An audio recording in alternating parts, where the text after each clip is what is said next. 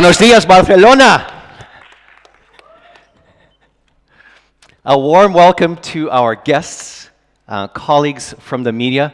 We're honored to have the creme de la creme of the world's tech media here, and we're very, very excited. Welcome also to our partners and VIP guests who took time out of their busy schedules to be here with us.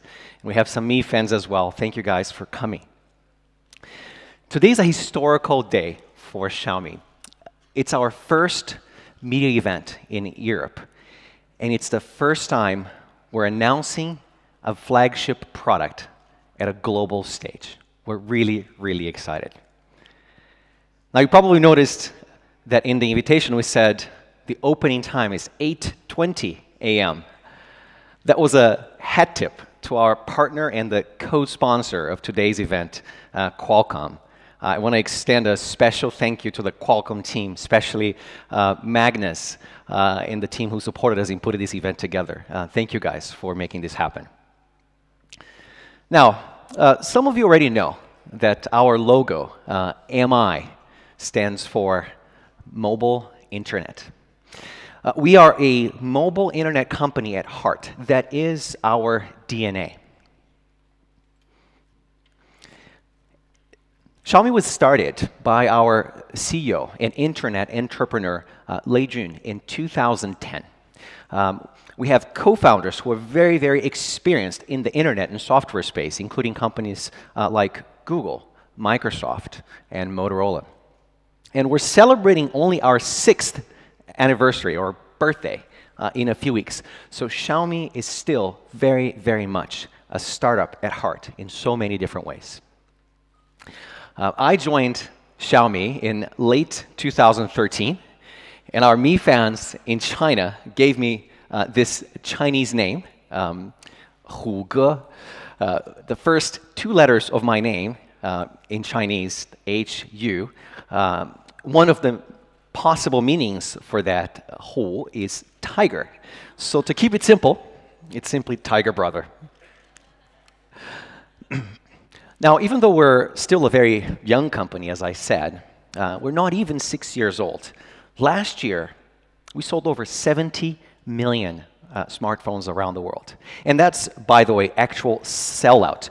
These are not products sold into the channel, but actually products sold to consumers, mostly because we sell directly to consumers.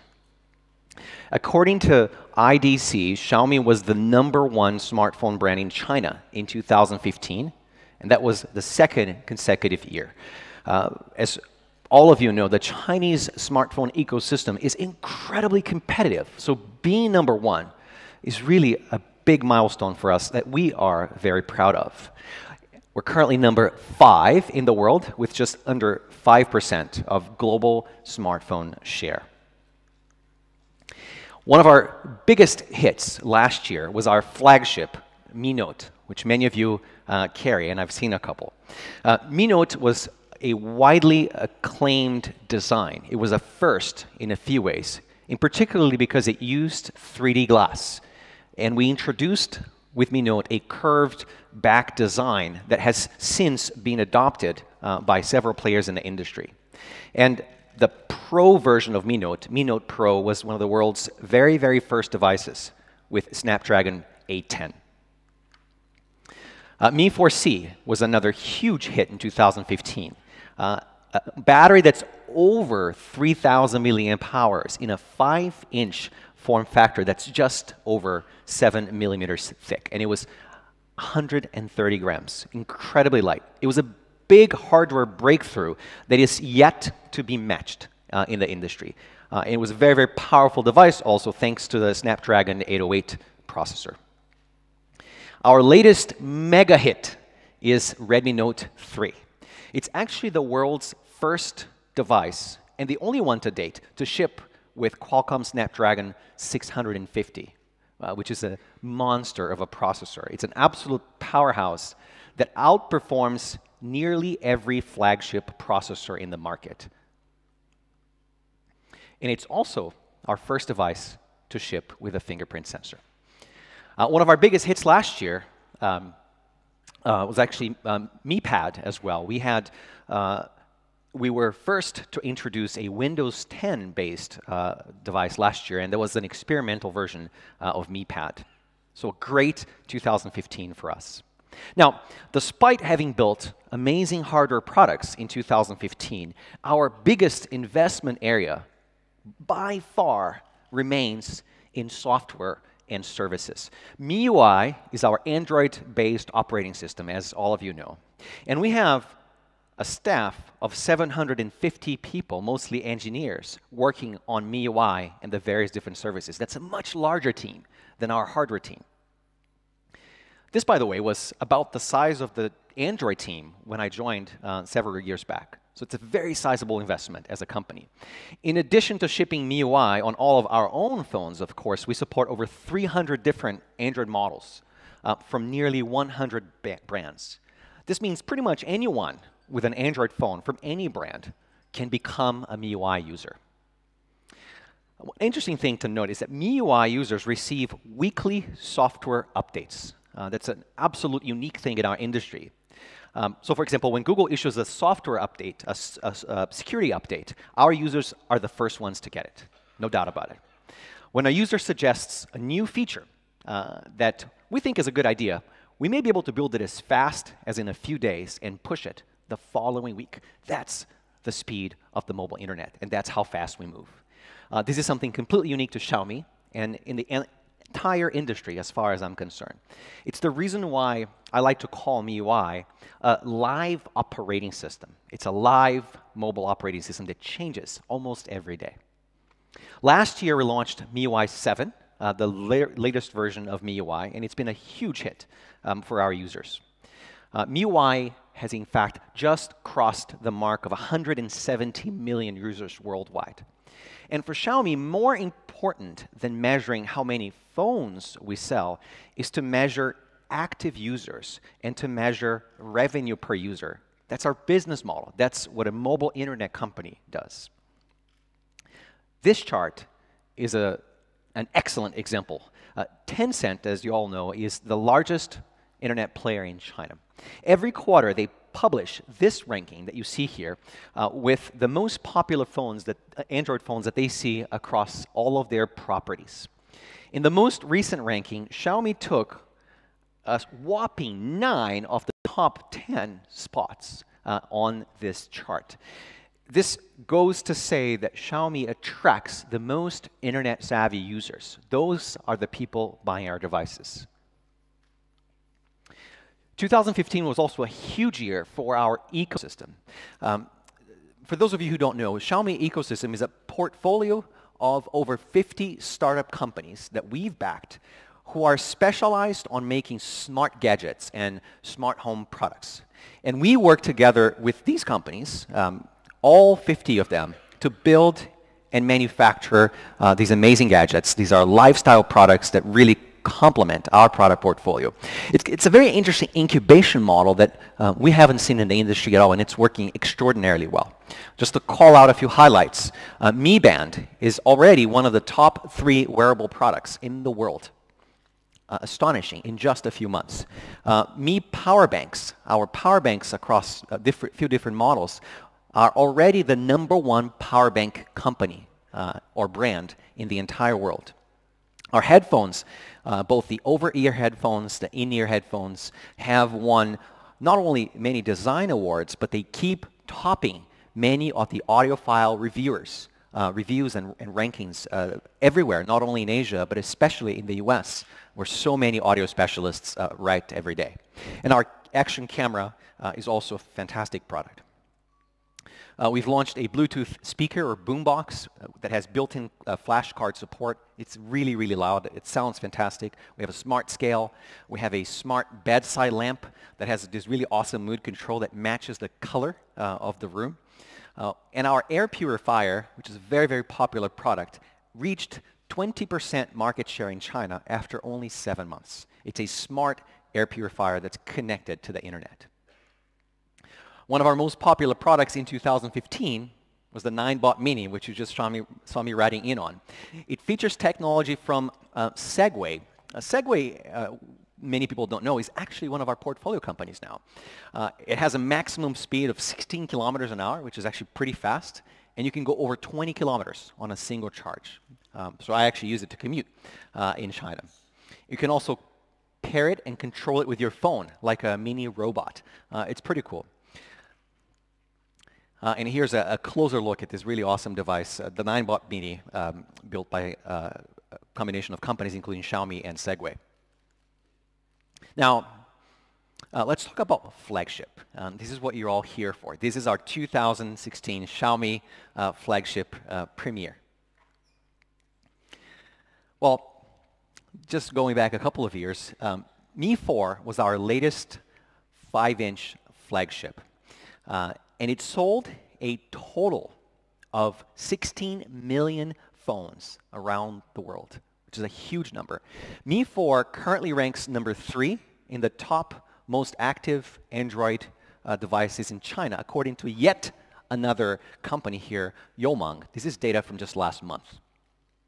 So obviously, our users love Mi 4. That is, without a doubt, the first word that comes to mind when I use it. And it's fast beyond what most people can imagine, and let me tell you why.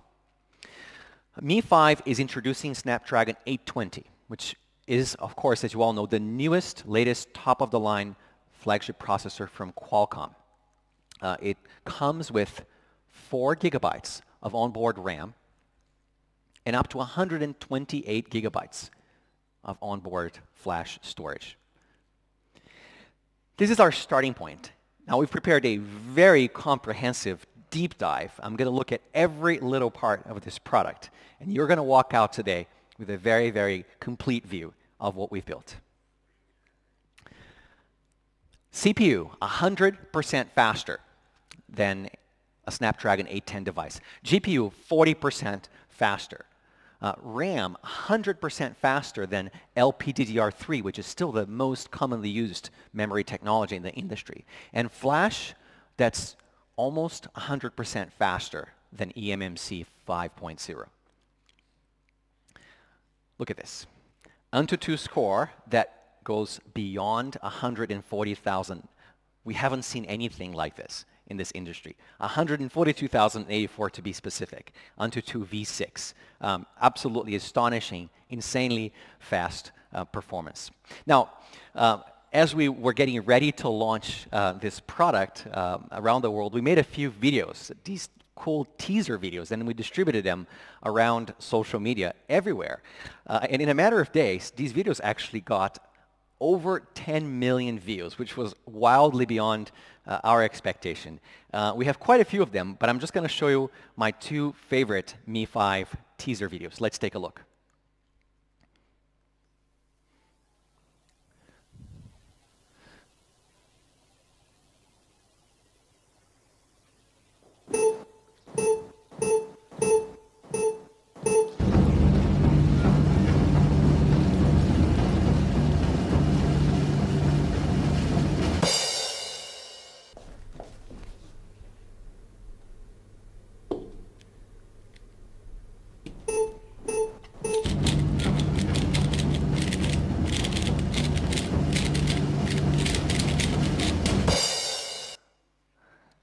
Wang Jiayu is actually only the Asian record holder for Rubik's Cube. He's not even the world record holder.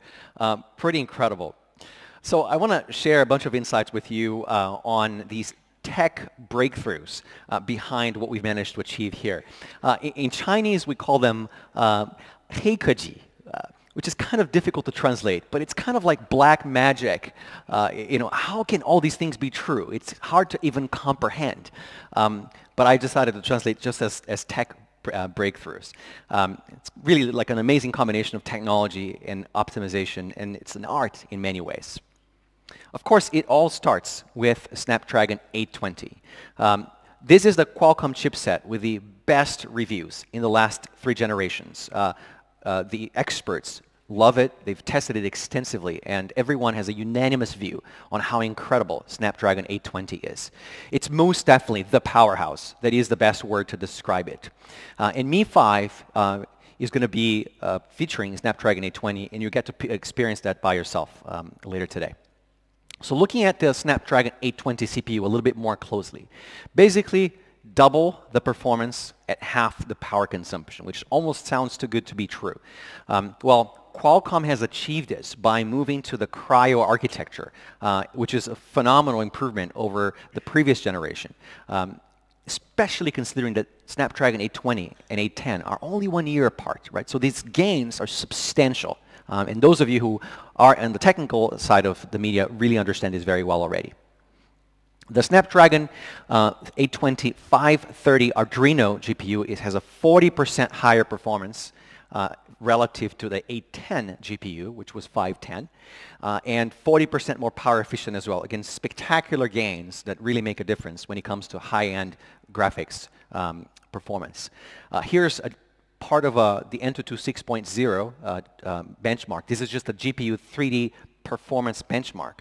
And you can see the comparison with two of the highest performing flagship devices in the market today. The Adreno 530 GPU is miles ahead. This is basically console-grade graphics. The numbers cannot lie. And there's actually quite a bit more behind this Snapdragon 820 powerhouse. And I'll leave it up to our Qualcomm colleagues to share with you more details directly. There's quite a few of them here today, so you can ask them questions. You can talk about the Cryo CPU architecture or the X12 LTE modem. There's many, many features of this powerhouse chipset. Now, I would like to very briefly invite our co-host for this morning, Derek Aberle, who's Qualcomm's president, to say a few words to us. Derek. Welcome. Thanks, Hugo. Thanks for being here. Yeah. It's really a great honor to be here at the Xiaomi Mi 5 launch event. The partnership we have with Xiaomi is really quite special. We've been working closely with them for many years. I think it's really because we have a shared vision of technology in the market and really work closely together to drive the latest and best use cases and technology into smartphones. And so we were thrilled when Xiaomi picked the 820 to power the Mi 5. And as Hugo has started to go through, and I think he's going to go through in more detail as he continues, you know, this is really a special product. The 820 has been re-architected really from top to bottom. All of the key IP blocks have been substantially upgraded just within the last year, as he said. And we're really excited about it. Excited about the experiences that are going to be created with the combination of our chipset and the engineering prowess of Xiaomi and their products. So it's really a really amazing device, and I think once you get your hands on it, you're all going to love it. So congratulations on the Mi 5 launch. Let's take another photo. All right. Thanks. All right. Thank you, Derek. Thank you very much for co-hosting. Okay, I'm going to jump straight back into performance. Let's talk about memory, which is basically RAM and flash storage. We introduced LPDDR4 memory for the first time in Mi Note Pro in 2015. LPDDR4 is basically twice as fast as LPDDR3 memory, and it's also, by the way, much more expensive to build into a device. For flash storage, Mi 5 is the first Xiaomi product to ship with UFS 2.0 memory. UFS stands for Universal Flash Storage. Basically, we're no longer using eMMC for our flagship. UFS 2 is basically 87% faster for read-write operations than the fastest eMMC. It's basically, eMMC has basically topped out, if you think, over the last couple of years. And UFS is really the technology that's taking over. To just dive a little bit deeper, UFS is basically a very different data transfer architecture from eMMC. eMMC uses an eight-lane parallel bus architecture that can basically only send data in one direction at a time. So it's like a half duplex architecture. UFS uses a full duplex architecture that's serial, and it can send data in both directions. Probably most of you are too young to remember this, but this is kind of like comparing a parallel port, remember LPT1, on a PC to a serial port on a PC. UFS is actually based on the SCSI architecture, which were the high-end serial drivers that were introduced, hard drives that were introduced, just probably in like the maybe mid-90s. So it was a long time ago, but it's the same idea. It's comparing parallel versus serial interface. So UFS is a vastly superior architecture for internal data transfers. I want to talk a bit about network connectivity, which is another area where MI5 really shines.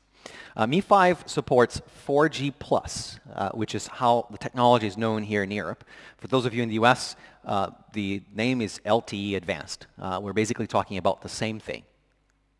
Home broadband speeds, depending on where you live, will vary anywhere from 10 all the way to 100 megabits per second if you have a really, really high-end ISP in your hometown.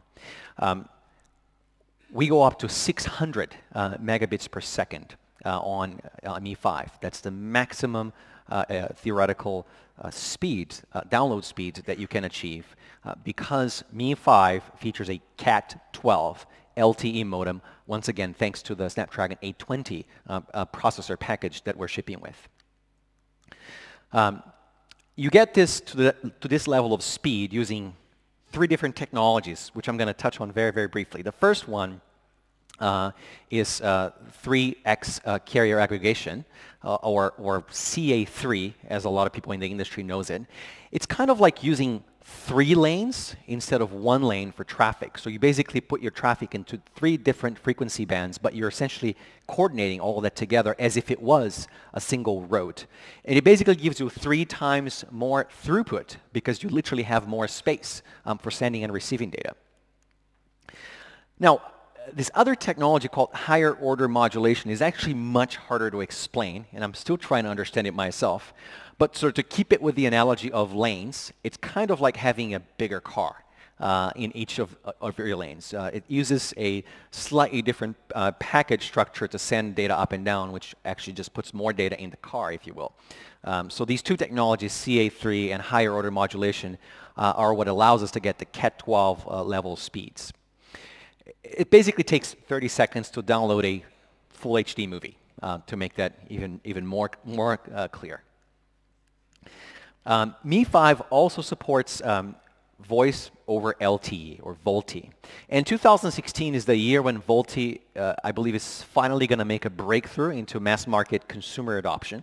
Several networks are being prepared for full national VoLTE rollout in the US, in China, in India. So really 2016 is a year where consumers are really going to be looking for VoLTE support on their devices. The consumer experience of VoLTE, for those of you who haven't experienced it yet, is actually quite noticeable. First of all, calls connect much faster. Basically, you dial and the phone starts ringing on the other side.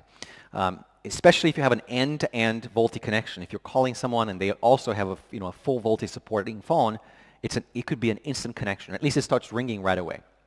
Now, the most striking feature of VoLTE is actually quality. It's the quality of the audio. It's kind of like making a phone call over a VoIP connection. Maybe you're using Skype or WhatsApp when you have a really, really good connection. Except the quality is even higher because when you're using VoLTE, the voice packages get preferential network treatment, right? So it's kind of pushing everybody aside so that your VoIP traffic can go through. So the experience with VoLTE is remarkable for something as simple as making a phone call.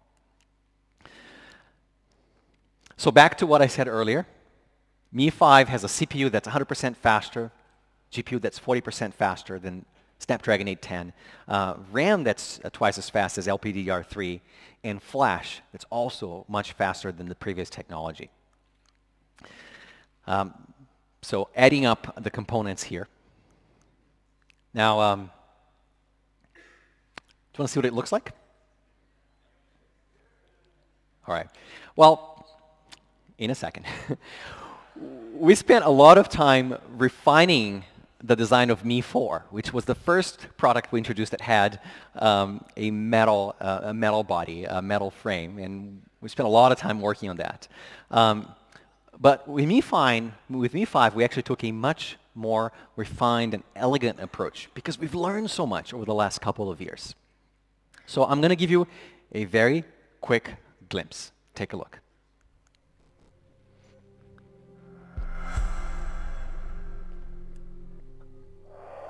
Lights down, please.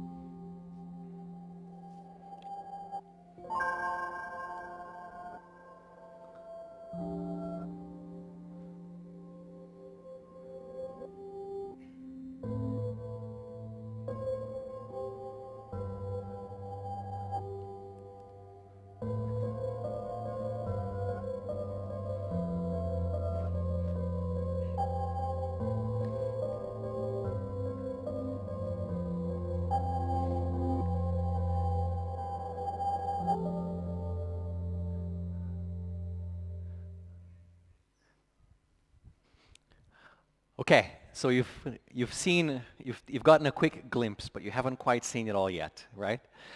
Well, before I show it to you, let me just give you a couple of hints here on the design. So when we designed Mi 5, we inherited everything we did for Mi Note, which, as I told you earlier, was probably our biggest work of art so far in phone design. Mi Note was praised widely as the most beautiful Xiaomi phone that we've ever made. And Mi 5 builds on top of that and takes an even bigger leap forward. Okay, finally, let's take a quick peek here. So we'll start with just a side, just a little peek. Looking at it from the back, this is where it starts to feel really familiar to you if you have used a Mi Note before. Do you see something a little bit different here? It's the first time that we're using a home button and front fingerprint sensor on a Xiaomi product. The first time ever. Very, very subdued design. There it is. That's Mi 5. The black version is ever so understated, and yet it's so sleek. It's really beautiful. Starting to reveal some of the details on the back curve here, which I'll talk about in a second. And it's very, very thin. It comes in other colors too, like white and gold, a very light and elegant shade of gold. You'll notice that the front of the device is the same warm, beautiful, light shade of gold. And you can look at the amazing detail here on the back cover. This is my personal favorite. Giovanna, when she first saw it, said, "Oh wow, is it a holographic effect?" It really looks gorgeous to the eye, especially as you move it around. So it's a beautiful, beautiful back design that's exclusive to the gold version. And here it is again in white. It's this really sort of pearl-like quality of white. And you have to see it with your own eyes. And the silver frame complements it perfectly. Look at this. This is a great photo. Feel free to take as many as you want. Here they're together, white and gold. Isn't this great?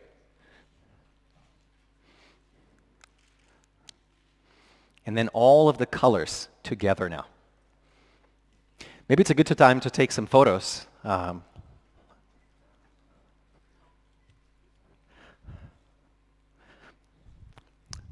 Ladies and gentlemen, here's Mi 5.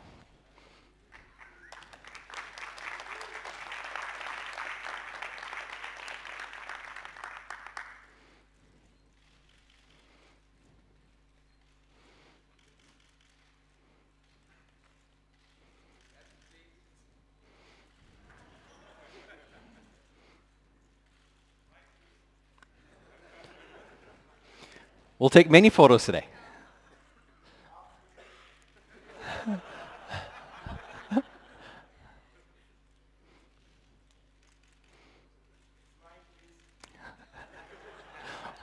I can do jumps. I can do backflips, whatever you guys want. Turn it on again. Like this. How?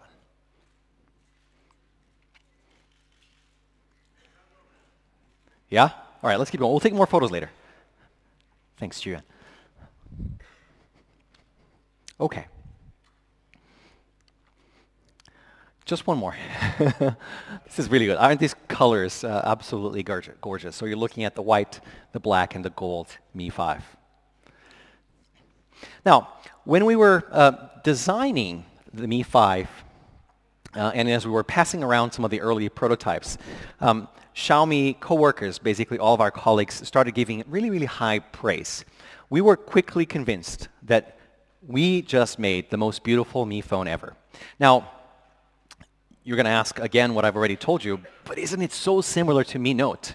Of course, it's not a coincidence. We've learned so much with the design of Mi Note, and it was so widely acclaimed that it was only natural to just inherit all that beauty and then build on top of it.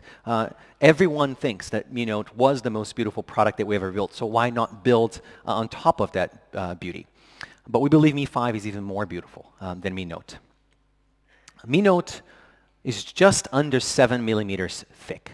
So it's a very, very thin device. Yet, it features an OIS camera that sits flush with the back of the device. Right? So that was Mi Note. It had a seamless back design. It was the first phone ever in the industry with 3D glass in the back and a curved back cover that made it feel so good in the hand. It made it feel so much thinner even than 7 millimeters. Mi 5 improves on all aspects of that design. So here we're doing a comparison of the profiles of Mi Note and Mi 5. You know, Mi Note, as you can see here, has a flat line and then a curve. Mi 5 is completely curved all the way when you look at the profile. Now, for a device that's only 5.15 inches, the feeling in your hand is really, really nice. It was important for us to make this slight adjustment relative to the design of Mi Note. And now with a curved design in the back, the biggest challenge from an engineering perspective is how do you make sure that the glass and the metal are seamlessly connected? They have to feel like a single surface. It's a big design challenge. So I'm going to show you a video right now that shows how we go from the Mi Note design to the Mi 5 design. And you can see how we're essentially making that first flat line a curve, right, by making it much more continuous. So this is what makes it feel like a continuous curve when you hold it in your hand. Right, so it's a beautiful process. This is not exactly how it happens in real life, but it's a beautiful way to show it to you. Now, while we were developing Mi 5 with the 3D curved glass, we also said, why don't we explore some other materials that might do even better than glass? So we picked 3D ceramic as an option for the body, for the back body of Mi 5. 3D ceramic is really durable and it resists any kind of abrasion really well.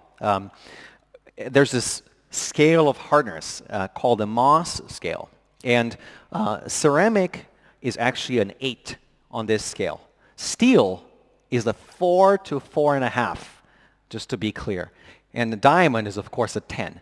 Not that many things between an 8 and a 10, to be clear. Certainly not things that you could afford to put on a device like this. So it's a very, very resistant material. Now, to be clear, this is not the kind of ceramic that you'd find in tiles or mugs, you know, at home, or plates or things like that. We're talking about high-grade zirconia ceramic that is exceptionally hard and strong. It's a nano material, to be clear, and it's really, really, it feels very natural to touch. It feels like marble, actually. Kind of the touch is like a marble jade-like touch. And it just doesn't crack nearly as easily as glass would crack. So it's a very, very resistant design. Now, if ceramic is so good, why doesn't everyone use it? Well, we are using it for the first time now, but the real reason, of course, for not using it much more is that it's actually much more expensive. It's 75% more expensive than really high-grade glass. And getting it right is also not easy when you look at it from a manufacturing perspective. To make the 3D ceramic body for Mi 5, we had to design a 16-step manufacturing process. Because remember, it's also curved, right? So it's not just about coming up with a flat slab of ceramic. It's curved design. It actually has to be literally baked to about 1500 degrees centigrade and a very long polishing cycle. Right, so from a manufacturing perspective, it's of course much more expensive. You'll get to experience that a little bit later today. I want to talk about the front fingerprint sensor. This is something that I've actually gotten pretty deeply involved because I really wanted to understand everything that goes into building fingerprint security onto a device. Now, front fingerprint sensors are now relatively common in the industry. They've been around for a couple of years.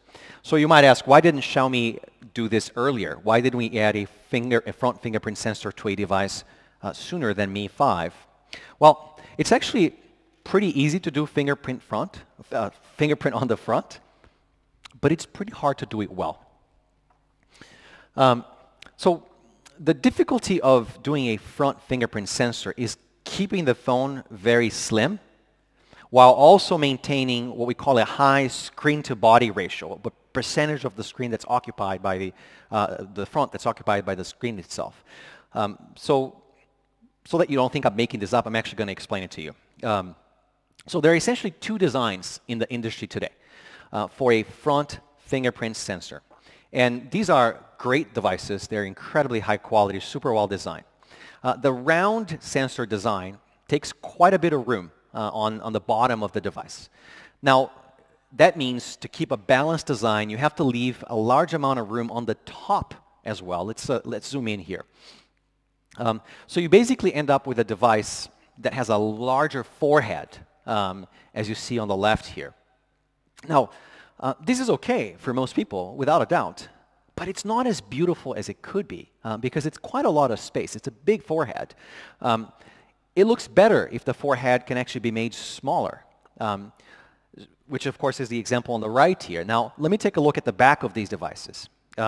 So the problem with the shorter forehead, which is what you have on the right here, the forehead is on the other side to be clear, is that it actually doesn't leave enough room for the camera to be tucked into the corner on the back of the device. So you have to put it in the middle. You have to put it in the center. And it's sitting behind the display in this case. So not only does it not look as aesthetically beautiful, it sticks out because it's sitting behind the display, right? So it doesn't look as beautiful, it doesn't look as clean, as balanced. The reason why we spent 2 years designing Mi 5 is simply the fact that we did not want to compromise on these design seeming trade-offs. We didn't want to compromise on either of these. We wanted a balanced design with a display that basically fills up most of the front of the device.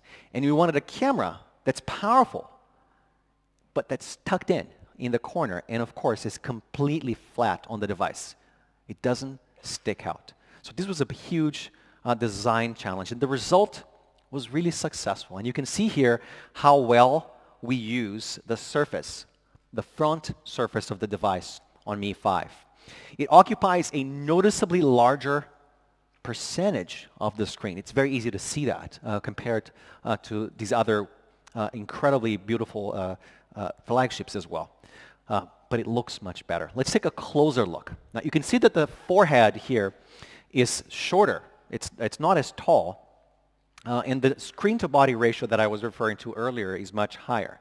Now, there's an added benefit here, which you can see, which is that the speaker and the camera are perfectly centered. They're not too close to the top or too close to the screen itself.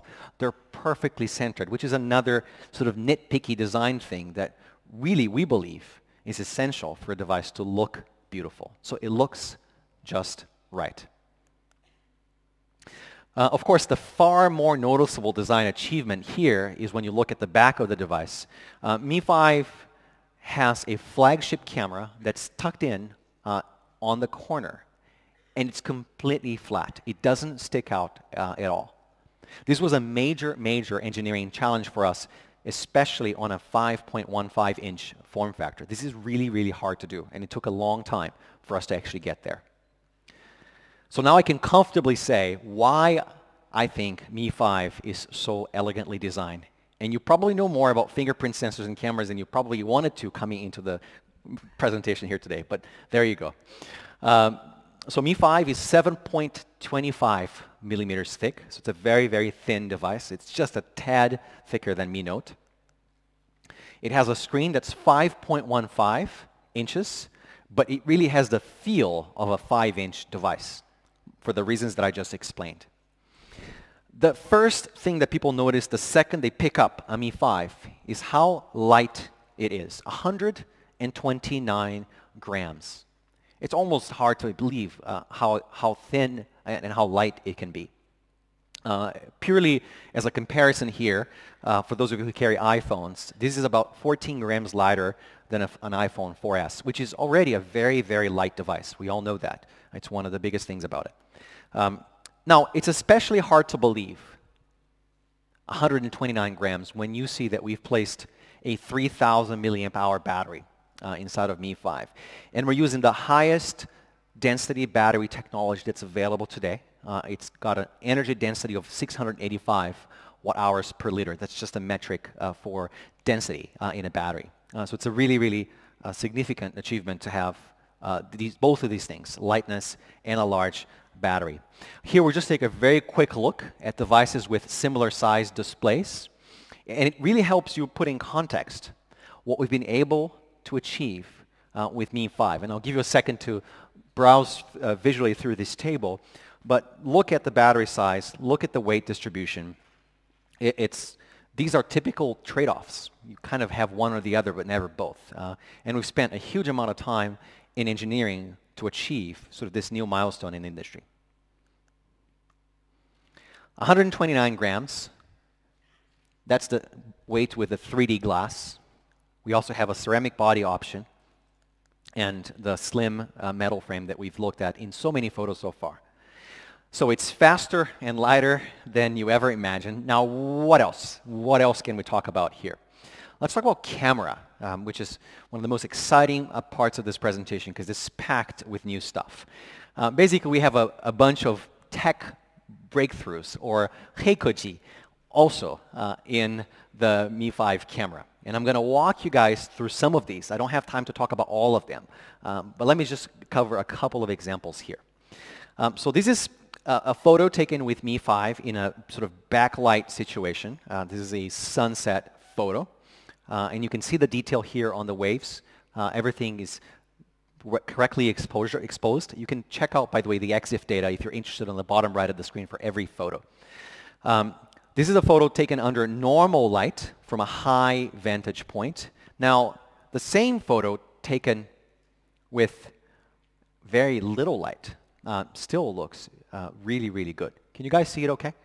I worry that there's a lot of light here, but this photo looks really, really accurate, even though it's a low light situation. This is a moving scene, and you can see here the shutter speed, very, very fast, 1/2300. So you can basically capture motion pretty easily with the Mi 5 camera. I have a bunch of photos that follow because as we were doing the final rounds of testing for Mi 5, Chinese New Year came around. So everyone went off on vacation, to beautiful tropical destinations, and a lot of them came back with great photos. And I'll show you a few of them here very, very quickly. And you can see how gorgeous these photos are. Look at this one. It's a lucky shot, I would say. Definitely a lucky shot. Look at the sea photo, or lake, probably. Does it look familiar? Not my photo. I was working pretty hard during Chinese New Year. Look at this one. All the detail. I wish I had a mega high resolution display here to show you guys what this really is. Look at this. This is really, really nice. Really beautiful photo. Look at the color on this. Awesome, right? It looks like Australia, maybe. Beautiful photos. So this photo has a bit of history. Have you guys seen this? Any of you seen this photo before? A few? Yeah. So I was at my parents' home in Brazil, and I was just walking around their small garden, and I saw this plant, and I took a bunch of photos. And I took this photo, and I posted it on social media. Then the next day, posted a full resolution photo because the fans were saying, can you let us see the details? So I posted a full resolution photo. And then there were a couple of articles that came out, including a couple in India, one of which was written by my friend Francis, that said, maybe this is a fake photo. This kind of looks really good. Maybe it's a DSLR photo. Who knows? Because Hugo took out the EXIF data. Of course, I didn't want to reveal too much about the details of the device. But the level of detail in this photo is so amazing. And that's, of course, why people were speculating, is this photo even real? Well, Francis, especially for you, here's the EXIF data. I'll send it to you later. But thanks for the article. I really appreciate it. Now, I want to talk about potentially one of the coolest features of Mi 5, which is the OIS camera. OIS stands for Optical Image Stabilization, and we've taken OIS to a pretty new level. The first time we shipped OIS was on Mi Note, which of course is a larger screen device, 5.7 inches. OIS makes the camera much more complicated, so it's typically seen on a larger device, but not as often on a smaller device, again, because it makes the entire camera assembly more complicated. In a typical OIS configuration, you have this two-axis image stabilization. It's basically around the rotational axis, right? So it's what we call two-axis OIS. Mi 5 introduces four-axis OIS, which is a new kind of optical image stabilization. This is definitely worth an entire article, I assure you. So you have the rotational axis, the same from the two-axis OIS, and you also, on top of that, have these transversal axes as well. So for close-up shots, the rotational OIS works really good to correct for shaking. But for faraway shots, the transversal axis for the two new axes is actually essential, right? Basically, when you're trying to frame a shot, you might move your device around, and you're not actually shaking. You're just moving the device around. But as you do this, you can get blur in your photos, right? So the four-axis OIS corrects for all of that movement, and it's particularly powerful when you're taking photos in a low-light scenario. Really, really important for low-light photography, but also for moving objects and things like that. And of course, especially if you don't have steady hands. So it's a really big tech breakthrough here, another important Heikoji that we've implemented as part of Mi 5. This is my favorite video of the entire presentation, and I might even play it twice because it's awesome. Take a look. This is showing four-axis OIS.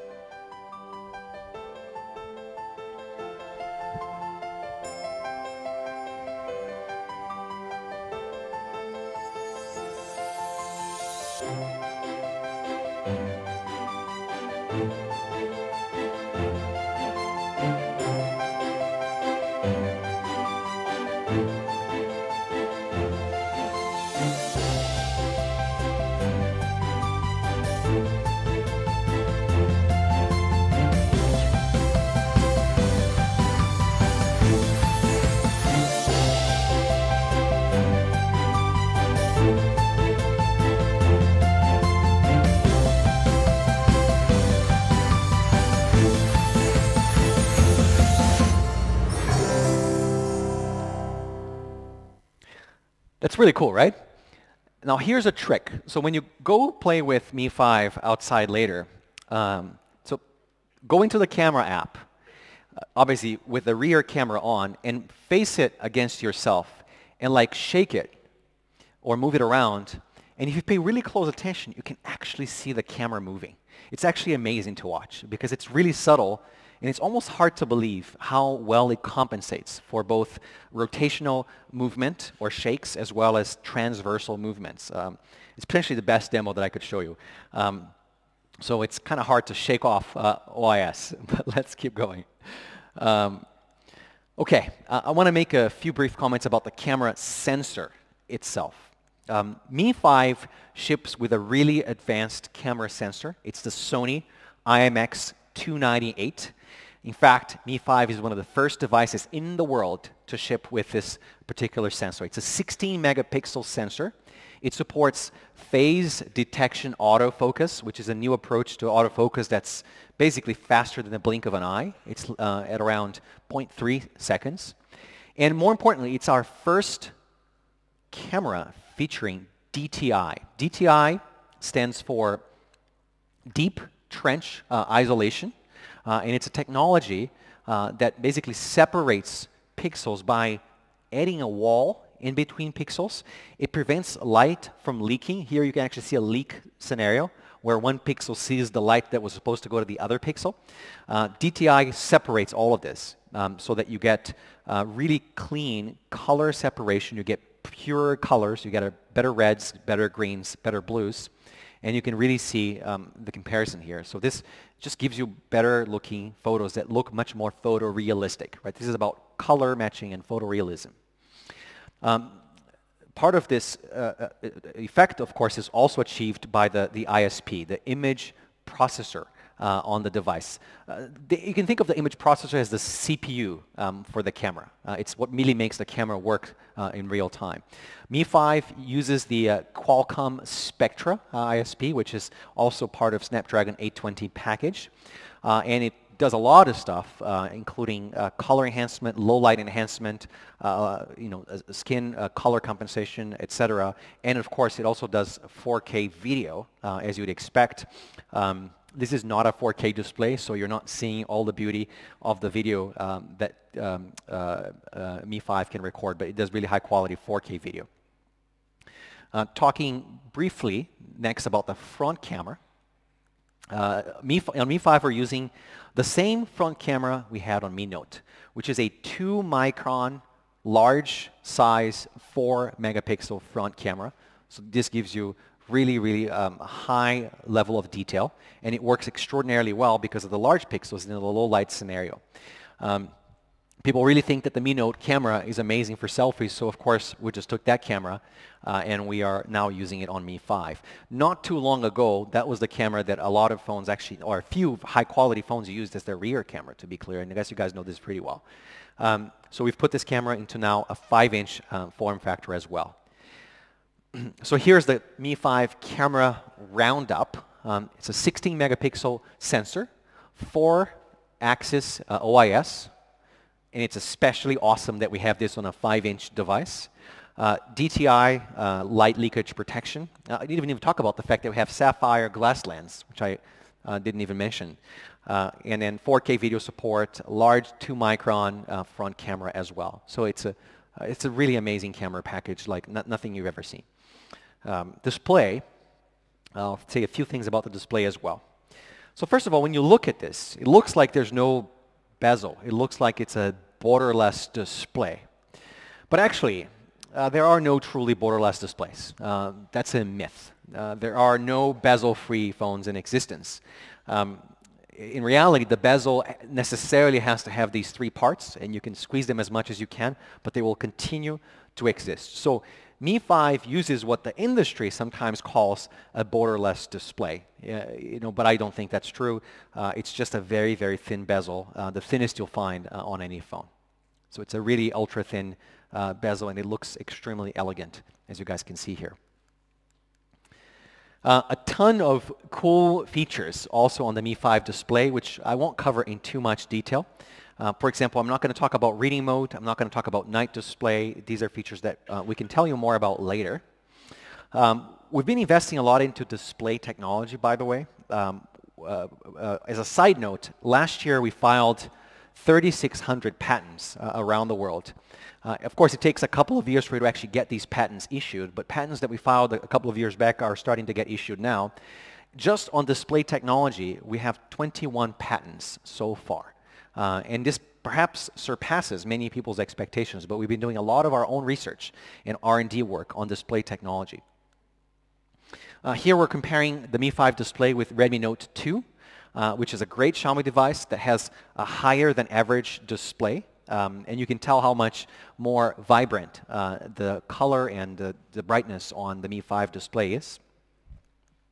Here you can see it in a gaming situation, same comparison.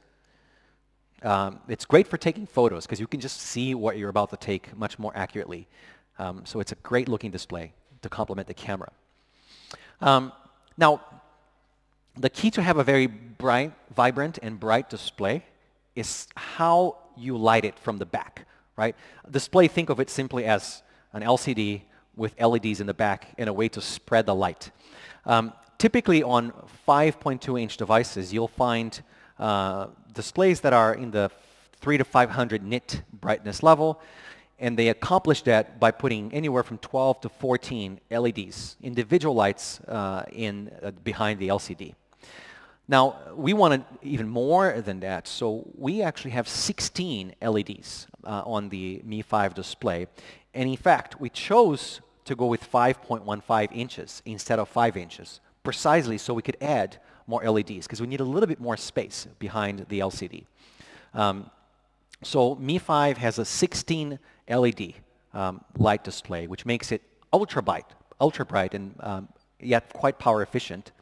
And the reason is we're using really power efficient LEDs. It's about 17% in power consumption reduction in power consumption if compared to the average LEDs that you'd expect on a flagship. And don't underestimate the importance of a 17% sort of drop in power consumption here, especially given that the display is one of the most important power drain elements on the phone, along with the processor and heavy data usage. And we've managed to achieve 600 nits in brightness. A nit is basically a candela per square meter, if I'm not mistaken. And Mi 5 gets up to 600 nits, which is really, really bright. If you combine this brightness capability with the 16 LEDs with a very low reflectivity glass, and especially this one really, really cool technology that we pioneered with Mi 4i called sunlight display, you get astonishing outdoor performance. I will zoom in briefly on sunlight display. This is something that we are very proud of. We worked pretty hard on this. It basically dynamically adjusts the contrast at a pixel level in response to light, to environmental light. It makes the darker parts of the content, whether it's a photo or anything that you're looking at, it makes the darker parts lighter so you can see it better without making the light parts lighter too, because that explodes, it uses too much power, etc. So just make the darker lights come out so you can see the image better, especially when you're outside. I'm going to show you a really cool video that basically simulates the effect of really harsh sunlight and how sunlight display technology works. This is really cool. Check it out.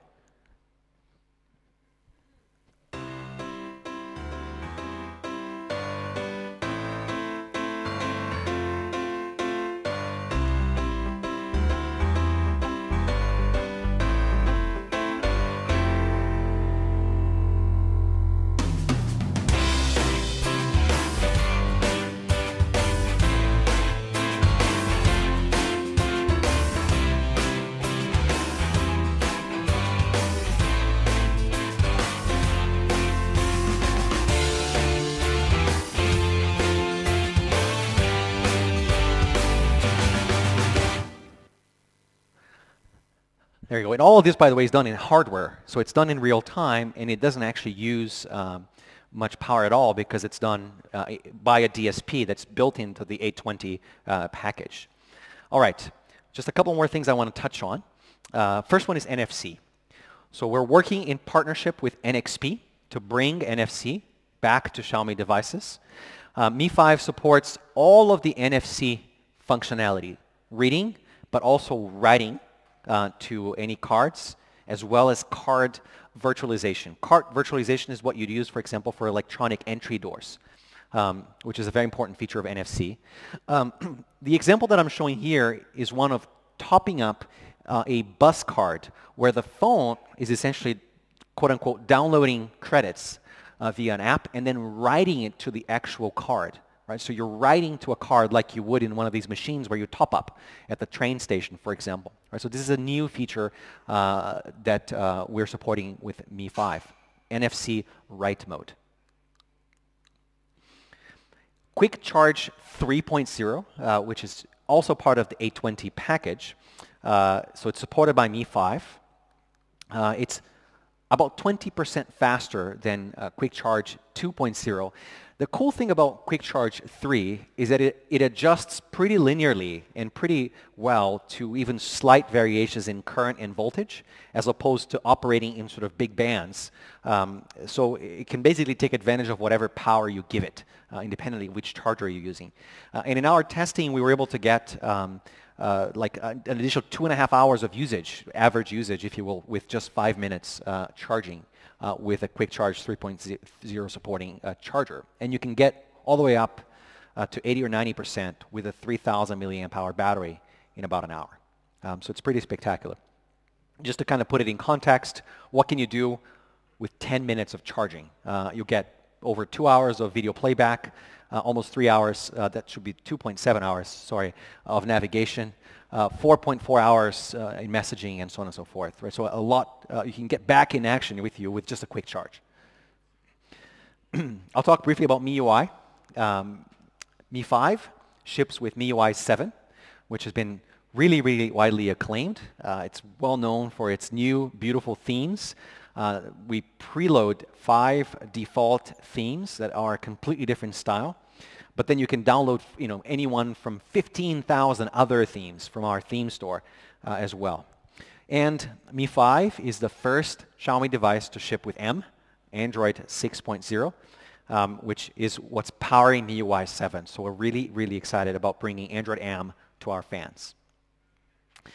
Mi 5 ships with this really cool new app, which we just call Mi Video Calling.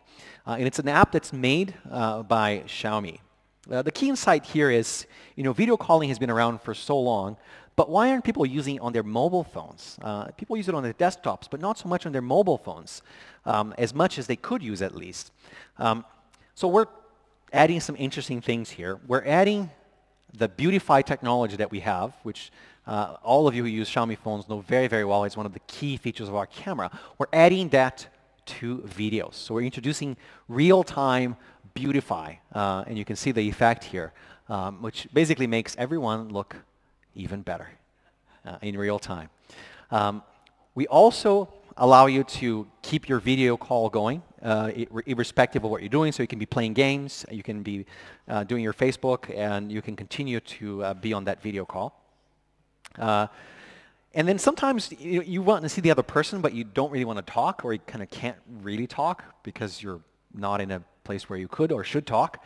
But then you can do a lot of things. You can send pictures, into the video call as sort of the background to the conversation.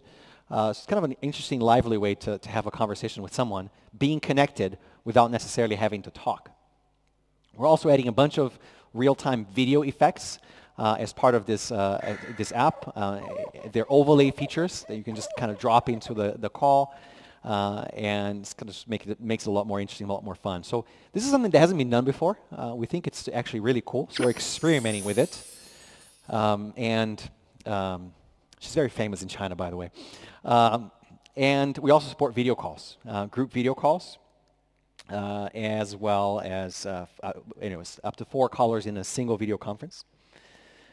And this app is actually available on Android and iOS. It's available for download on any phone right now. This is a really cool sort of 10-engineer team that we have working on a new app. And Mi 5 is the first device that actually ships with it pre-installed. So that's Mi Video Calling. Now, I'm going to come back to Mi 5. We're almost done here. So I showed you at least 10 tech breakthroughs, or 10 heikoji of Mi 5, which are these really astonishing little things that we've done, almost like black magic, to really bring an amazing product together that people wouldn't think possible. So some of the features that I talked about today, just to highlight, the 4-axis OIS camera, deep trench isolation also as part of the camera sensor, everything that Snapdragon 820 brings around speed and performance, Sorry, I think you dropped your phone, by the way. UFS 2.0 flash and a 3D ceramic body on this side. I talked about Cat12 support, which is also part of the Snapdragon 820 package. 16 LEDs, Quick Charge 3.0, and full-featured NFC, including write capability and card virtualization.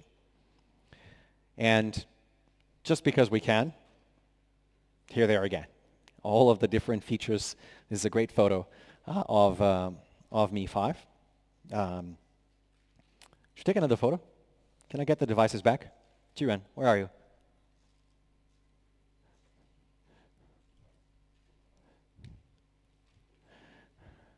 Why not take some photos?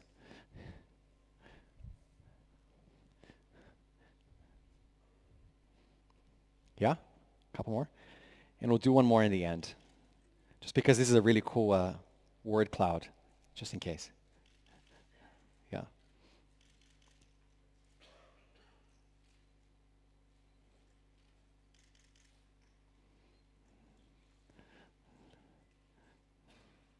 I have one more photo up in the end, so we'll get to that in a second.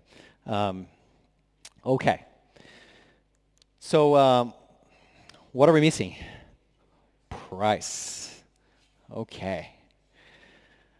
Okay, I'll just tell you right away in a second.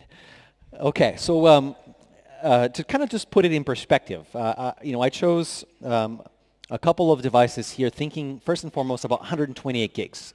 So let's look, what are the flagships that offer the 120 gig option out there? So I've laid them out here, and you can tell I've kept these prices in renminbi, but they're very, very expensive, as you can see. But these are devices that we thought sort of roughly compared in some way from a spec perspective, even though Mi 5 obviously has everything I've told you about here today. But 120 gig phones are on average around 5,000 renminbi, which is pretty expensive. It's like $700, $800 in US dollars terms. So I'm pretty excited to announce that the top of the line version of Mi 5 is what we call Mi 5 Pro. So this is Snapdragon 820 with 4 gigs of RAM, 120 gigs of onboard storage, and the 3D ceramic body that I talked about earlier today. And the price for this, $26.99. So if you, thank you. If you take out the 17% VAT, which is built into the price in China, and you do a quick conversion using like yesterday's FX, this is 354 US dollars. 354 US dollars, or about 321 euros. So that's for Mi 5 Pro, which is our top of the line SKU for Mi 5. That's Mi 5 Pro. Now the entry configuration for Mi 5, which is the 32 gig version with 3 gigs of RAM, and it has a 3D glass body, which you've also seen today.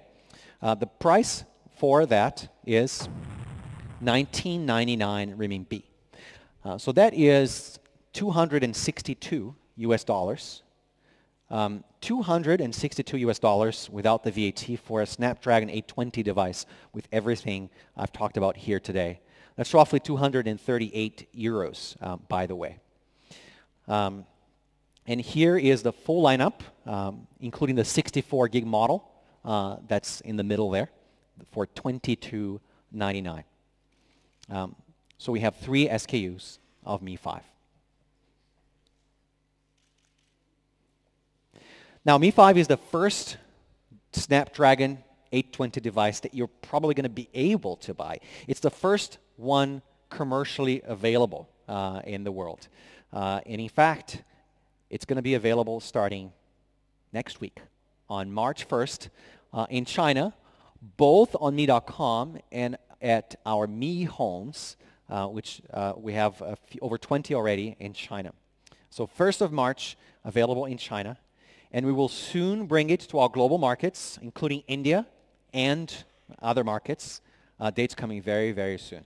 So very, very excited about this. And here's the full lineup again. We'll do one more photo. Shall we? So here you can see all 3 colors. You've got the white, the gold, the black. They all look gorgeous. I've got the ceramic. This is the ceramic version of Mi 5 right here with the white version. Try different positions.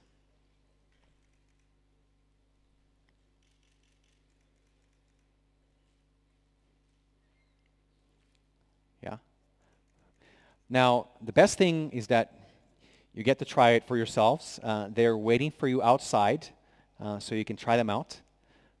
We have quite a few units, so everybody gets to play around with it. And I just want to say thank you, guys. Thank you. Really, really appreciate you coming, making your time during a busy MWC. Have a great rest of the week. Thank you.